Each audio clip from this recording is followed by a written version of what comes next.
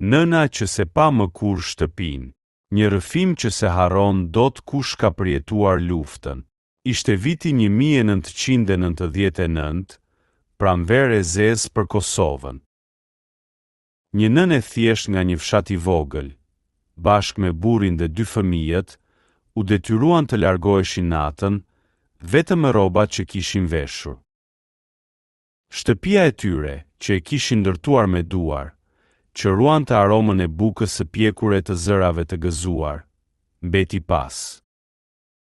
Ajo, para se të ikte, mori vetëm një shall, shallin e nuses që kishte veshur kur ishte martuar. Për kujtim, tha, rrugës, mes kolonave të refugjatëve, ajo mbante shallin fort në gjoks, si të mbante zemrën e shtëpisë me vete.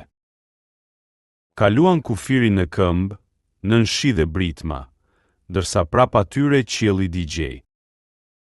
Netëve në kamp, ajo përgëdhelte fëmijët me shallin, për t'i ngrohur dhe për t'u kujtuar aromën e shtëpisë. Do kthehemi, përshpëriste çdo mbrëmje, edhe pse në sytë e saj dridhej frika. Kur lufta mbaroi dhe njerëzit nisën të ktheheshin, ajo u nis me shpresë, duke pritur të shihte oborin, portën, pemën e dardhës që e kishte mbjell vet. Por kur mbërriti, shtëpia s'ishte më. Vetëm gërmadha, tymi ftohtë dhe gur të zinj. Ajo s'u ul, shkuli flokët, zbërtiti, vetëm u afrua, ul në gjunjë dhe mori një tull të zezë në duar. Ti e shtëpia ime tani, tha me zë të dridhur, që nga ajo ditë, ajo tull u bë gjëja më e shtrenjtë për të. E mbante mbi komodin, e pastronte me kujdes, dhe çdo mëngjes e përshëndeste si dikur dritaren. Mu dogjë shtëpia, por jo kujtimet, thoshte. Çdo vit në përvjetorin e çlirimit, vendoste mbi tull një trëndafil të kuq dhe i lutej Zotit që askush të mos e përjetonte atë dhimbje.